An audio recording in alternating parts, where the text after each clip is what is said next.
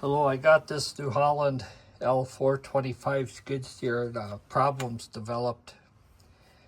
Whereas you're using it, the left side gets out of alignment with the lever. Basically what happens is if you're going forward most of the time, eventually it gets to where you have to hold this lever all the way back just to stay in neutral, or to where you're not moving on the left side. As soon as you start to let the lever go forward at all, it takes off forward and super fast, and you got no reverse on there. You got to hold it all the way back, then it won't drive. It'll also happen going backwards. If you're going backwards a lot, it'll get to where you have to push the lever all the way forward and hold it there to not move. And as soon as you go back a little bit, it just takes off. And if you shut the key off so nothing's running, and you move the lever back and forth like this, and then go back to neutral, you can start it up and it'll stay in neutral while it's here, and then you could drive it again for a little while and it does the same thing. And it's pretty dangerous because you can't you got to hold this thing, like when it wants to launch forward, you got to hold this back tight all the time. Otherwise, if you let off of it even a hair, it takes off. So there was a guy that worked at a New Holland dealer, and he was here a few months back, and he said that what happens is the swash plate inside the hydrostatic, it's a circular plate, and it's got the pistons inside that are spinning inside of a cylinder, kind of like a revolver. It's got pistons in there. And when that swash plate is straight up and down, the pistons don't move in or out.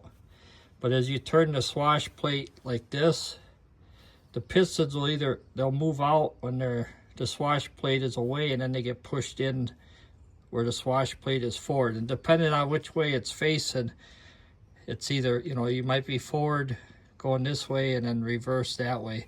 He said that swash plate gets loose on the shaft that goes through, and then it won't stay. And I'm like, oh, that did not sound like good, because that means you got to take this whole thing out, take this all apart, fix it. It's a little depressing. This thing's like 45, 50 years old. And anyways, last week I was looking on, I seen some parts for this thing, and the swash plate, they showed the swash plate, and it looked like it was one piece. The swash plate, the circle part, and the shaft were all one piece. And I'm like, well, if that's all one piece, it ain't gonna spin on there. If it, it might break, but if it breaks, then you ain't gonna do nothing. So I got this inspection camera, and I don't know, you can see the lever here for this side, and I got this down here, and you can see there is a keyway, and the key is missing. Okay, so what I did is I started it up, I drove it just a little bit to where it did it again. So then I shut it off, and then I did not recenter it. I just left it the way it was, took the seat off. I looked under here, and sure enough,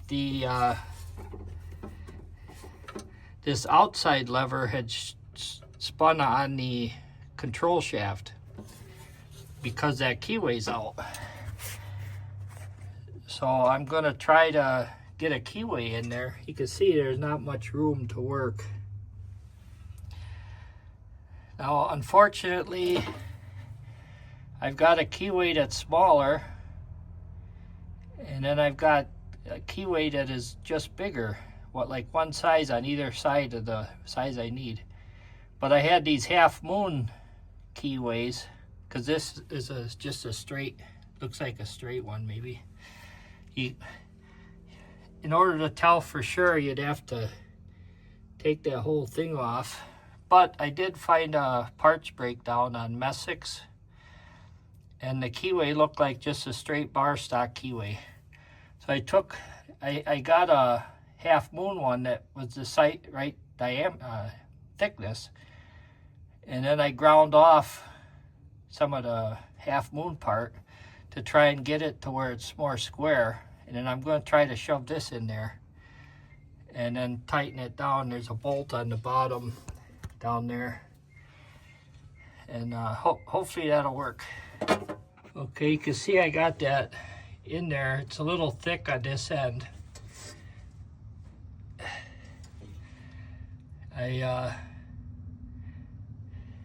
I'll take it out and just file a little bit more off of it. Okay, I got that keyway in there quite a bit now.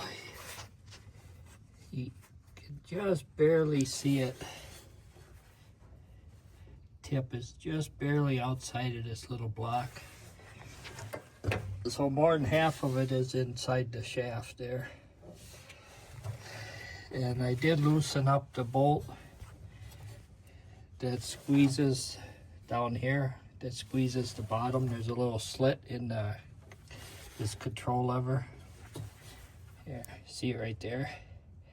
I loosened that bolt up, and then I tapped that keyway in as far as I could. I left it a little tight so that when I tightened it down, it would be in there really tight. And then I tightened those nut and bolt down as good as I could you can see there isn't much room to get wrenches in there. So I'm gonna put it back together, drive it around, and see how it works. Usually it would, the slower you went, the longer it would last. If you just creeped along, it would last longer before it would go into that out of sync phase. If you get in there and ream on it right away, it's done for. You're going to have problems. But I'll put this back together, I'll drive it around, and I'll give you an update.